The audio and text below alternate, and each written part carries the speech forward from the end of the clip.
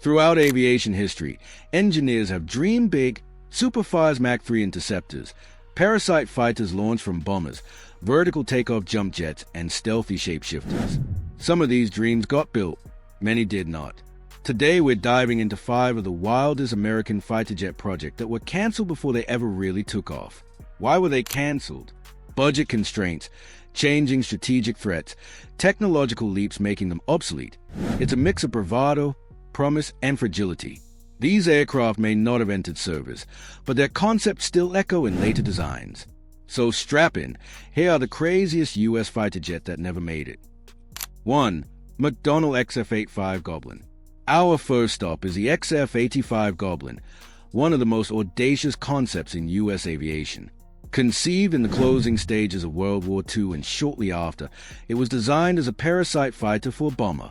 Design and role. The idea: the massive bomber, such as a Convair B-36 Peacemaker, flies deep into enemy territory, and inside its bomb bay or underwing a tiny fighter launches to defend from enemy interceptors. The Goblin was extremely compact, tailless, and built for docking and retrieval inside the mothership. Wikipedia. +1.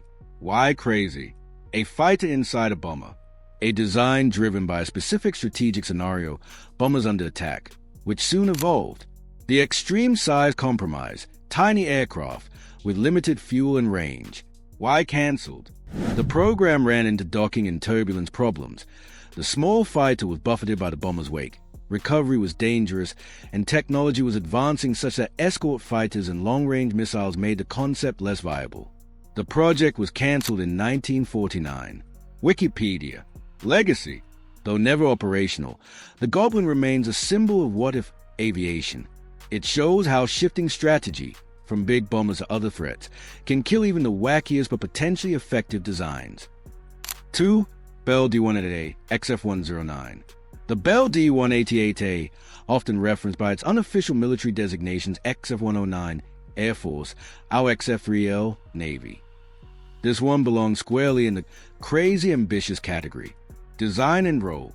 In the mid-1950s, both the U.S. Air Force and Navy asked Bell to develop a supersonic, all-weather fighter capable of vertical takeoff and landing, VTOL, tilt-jet operation, multi-role capabilities.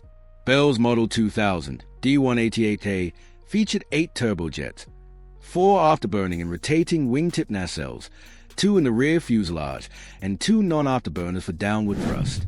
Wikipedia. +1. Why crazy?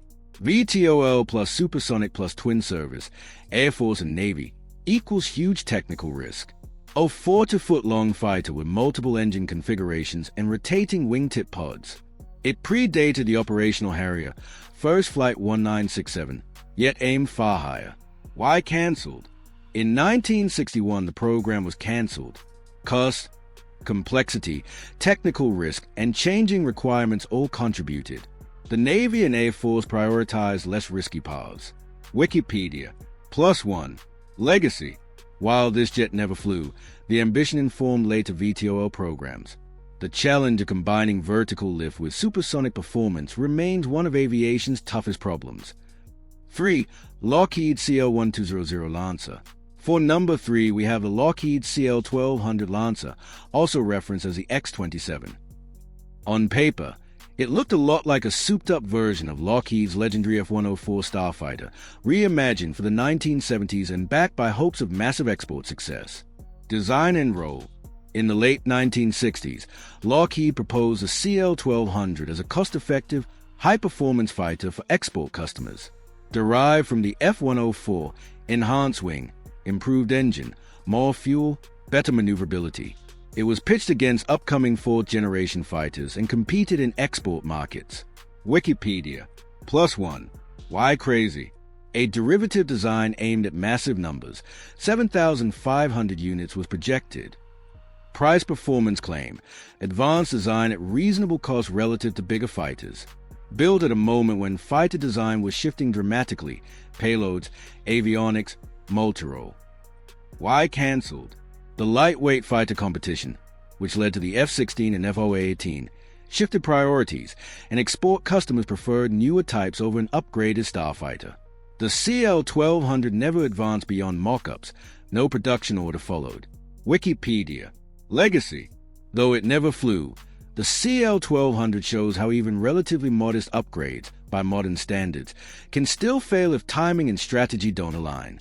It also highlights the enormous export ambition behind U.S. fighter designs of that era. 4. North American XF-108 Rapier. The incredible North American XF-108 Rapier. This jet was going to be massive, superfast, and carry you deep into the supersonic era of air defense. Design and role. Developed in the late 1950s by North American Aviation, the XF-108 was envisioned as a long-range, high-speed interceptor capable of Mach 3 and altitudes over 75,000 feet. Its purpose: to defend the U.S. against Soviet supersonic bombers as part of Weapon System 202A. Only a full-scale mock-up was built. Wikipedia. +1. Why crazy? Mach 3 interceptor in the 1950s. Huge size, nearly 90 feet long, two-man crew, twin afterburning jets originally, massive radar and missiles on board. Intended to deploy a new Hughes AN/RASG-18 radar and GAR-9, later AIM-47, missile system to engage targets at 100-plus miles. Jets and props. Why cancelled? By 1959, the strategic context had changed.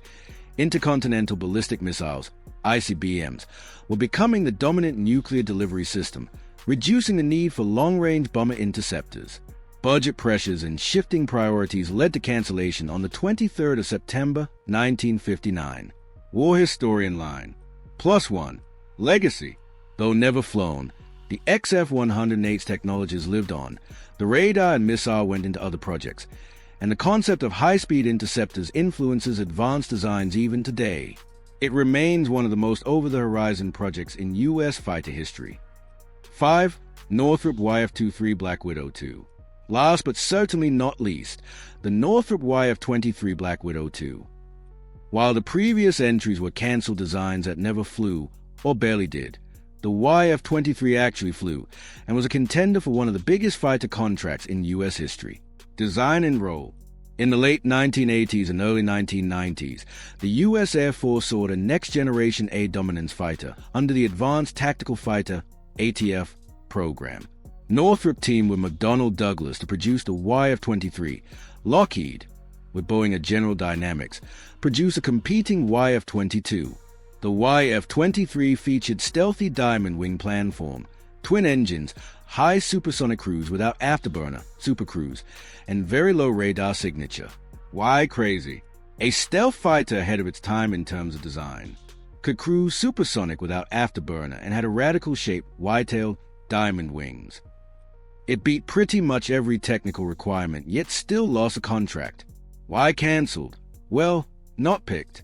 In April 1991, the Air Force selected the YF-22, which became the F-22 Raptor. Reasons: the YF-22 was judged more maneuverable, thanks to thrust vectoring, and the Lockheed team was seen as lower risk. The YF-23 lost not for lack of performance, but due to program risk, politics, and service preference. Legacy. Although never produced, the YF-23 remains a favorite among aviation enthusiasts. Its stealth concepts and design ideas influence future jets. It's a what-if of fighter aviation. Imagine if the US had gone with this one. If you liked our video, please hit the like button and subscribe to our YouTube channel.